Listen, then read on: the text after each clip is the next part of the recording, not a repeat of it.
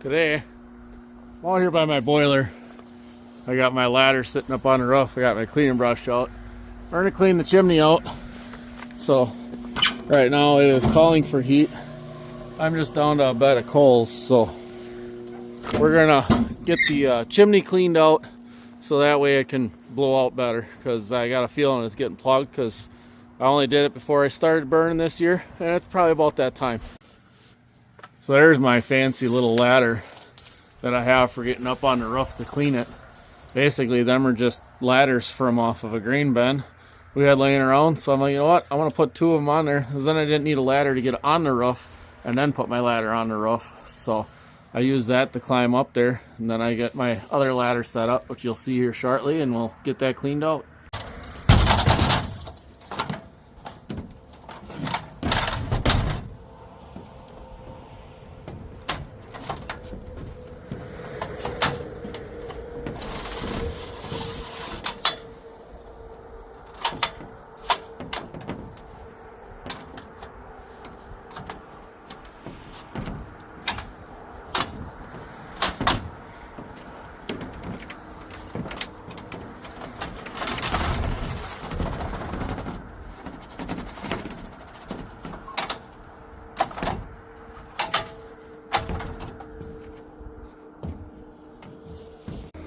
So there's what the top of the chimney's looking like. It's got a little bit of buildup on there. So I'm gonna set the camera up here. I think I might go at it with I got a pipe over here first. I might scrape some of it out with that and then go at it with the brush. But it does look like it should clean out pretty good.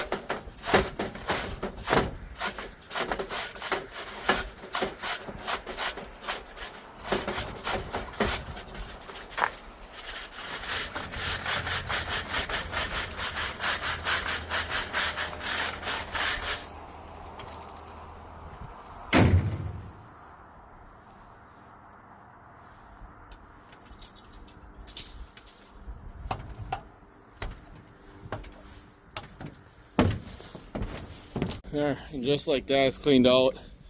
I mean, there's still some heat coming out of there, because right now, like I said, it is actually calling for a draft. So we'll have to go down on the bottom side in the shed, clean it out. It does have some pretty ugliness looking on the outside. That is that double-walled stainless insulated pipes. So we'll go down on the bottom, we'll get that cleaned out. So the nice thing is this one here, it's just two clips. You take it off, but I gotta really be careful, because there was a hole burned in the back of this door a couple years ago. So I actually just got a plate of steel in here that I have the gasket glued to. So I want to try to take that off and not ruin the gasket. So there you can see there's a hole that's burned in the back of the door. So I just use this to hold that plate on there. So we're going to try to get this off of here, and hopefully the gasket will stay with the plate, because if it stays with the plate, you can put it back on there decent and not have to re-glue the gasket on there. or try to pinch the gasket in there. Done that before.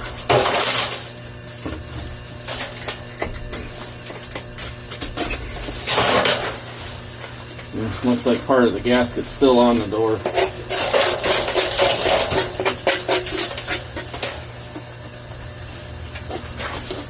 Now you can see it is a little bit plugged up, but I think a lot of that is from I just pushed it down from up top. So we'll get it scraped out with my fancy tool that I got, which is just a little piece of metal that's bent. So I just reach in here, scrape this all out into my steel barrel.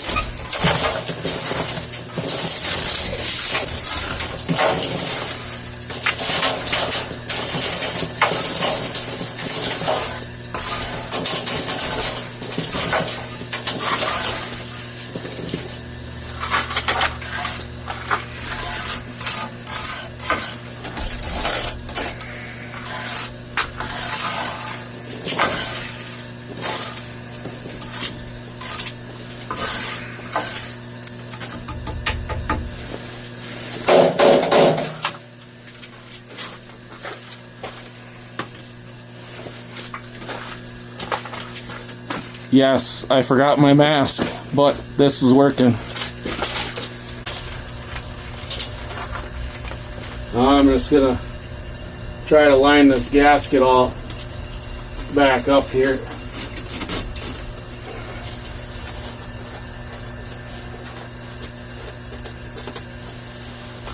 Hoping to get by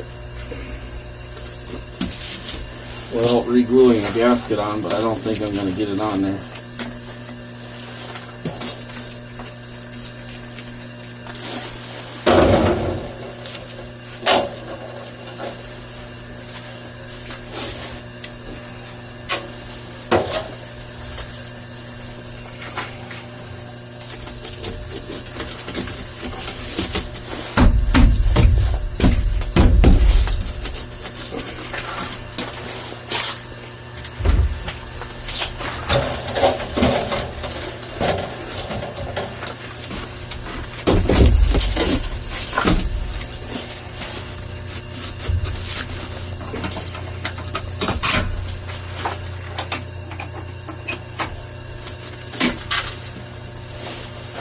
So that's about all I got out of the chimney, which is maybe a scoop shovel full, which just basically about an inch in the bottom of the bucket. So that's not too bad.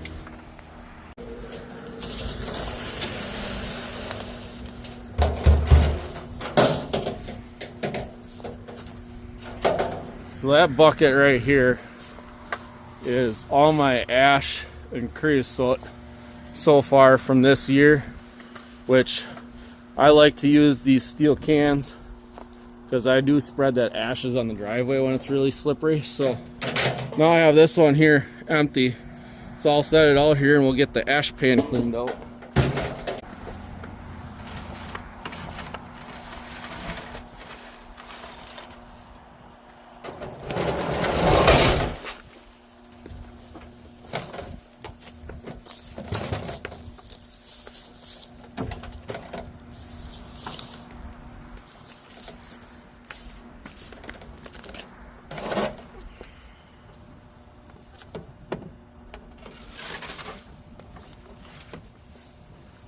So you can see there, I mean, it's not a lot of ashes, but I usually clean that pan out every couple days.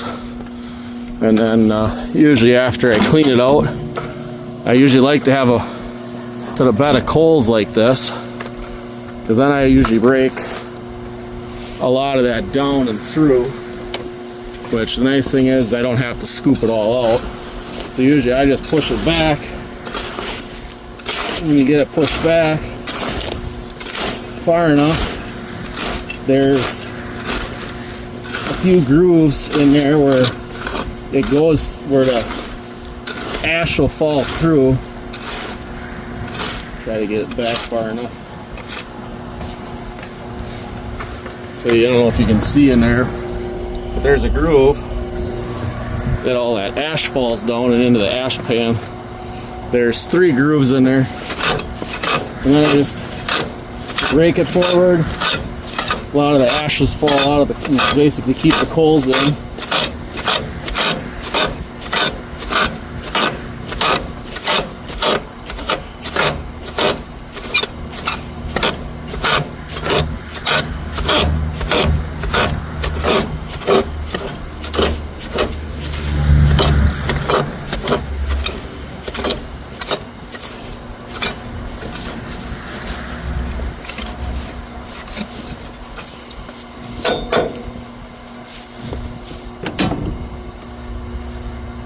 So I usually rake it like that probably quite a few times. You know, every time I got a bed of coals, I just rake it like that. You get a fair amount through. And I'm sure if I open the ash pan now, there probably isn't a lot in there. We'll just pull it out here. So that's about what I raked through just now. So I may get a pile like that every 3 days. And you know, when I need wood, I take my long walk, because it's a long walk from there over to here. And this side of my woodshed is definitely getting down there.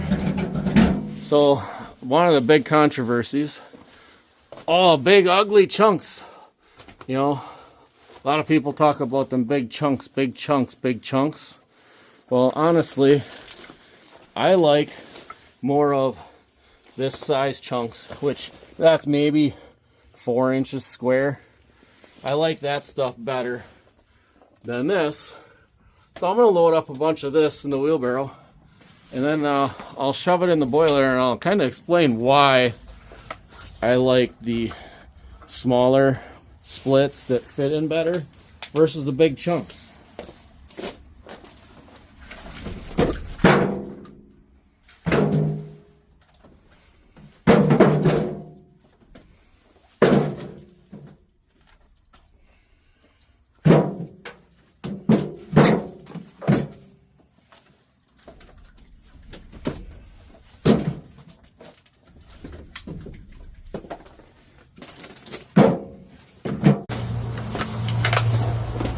Oh, I want to pull my wheelbarrow full of ugly chunks along behind me.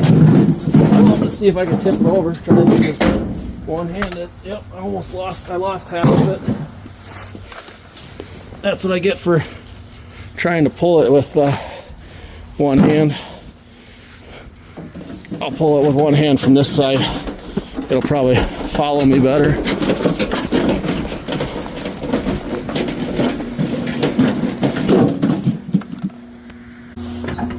Well, now we'll throw these in here.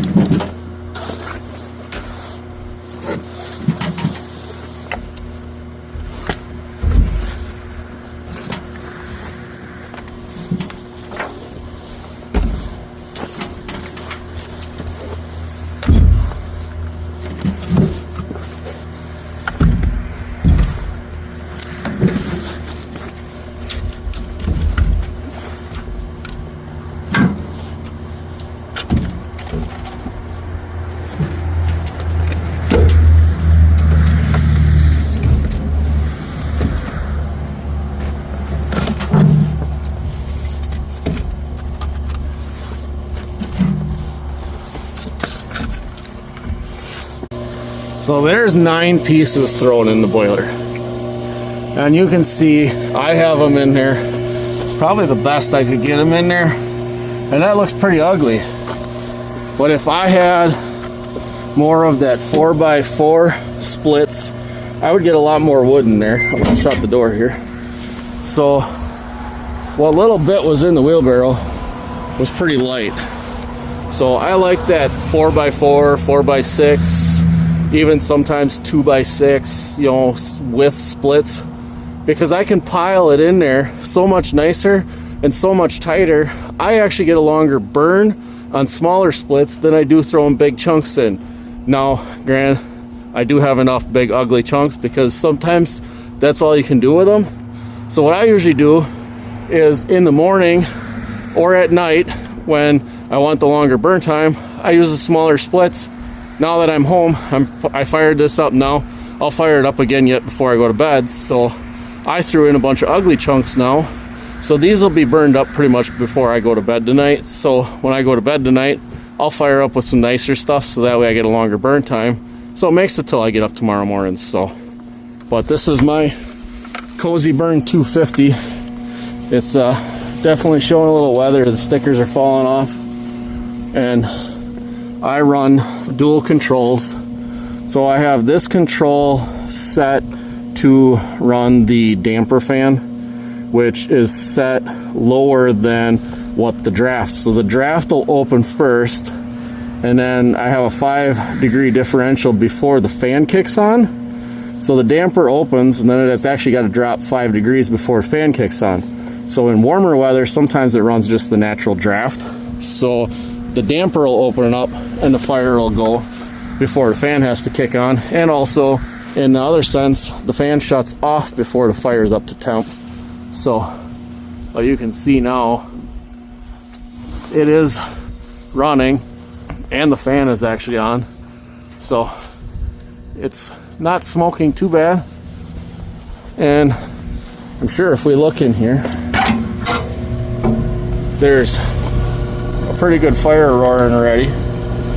So the fan, I got a plate I put on my door that kind of helps shield the door from some of the heat, and then the fan blows out down here on the bottom. So, but that's got a nice fire going in there already. Going for a conventional burner. Right now it's burning fairly clean. Sometimes I do get a lot more smoke, and today the wind is at least carrying the smoke up and straight across the yard. I have noticed that sometimes in the wintertime I get an odd draft and the smoke seems to hit the end of the house. So I do have the intents. Someday I want to get a different boiler. And if I do get a different boiler, I am almost thinking of putting it right out here, which is not much difference from the house. About the same distance from my woodshed.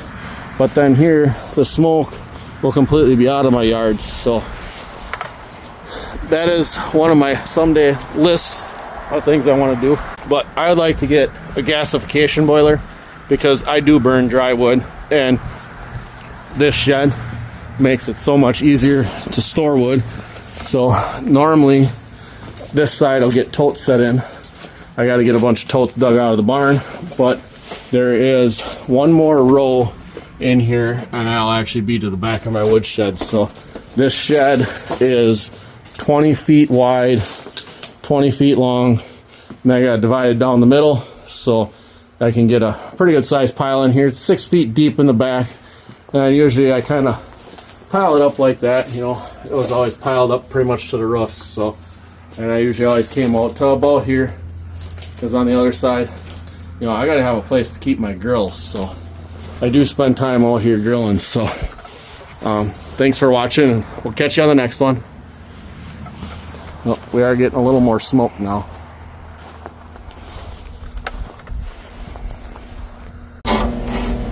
We have a rip-roaring fire in there now. And you can see it's blowing a little more smoke. And it's actually coming down low in the yard. But the nice thing is my neighbors aren't close.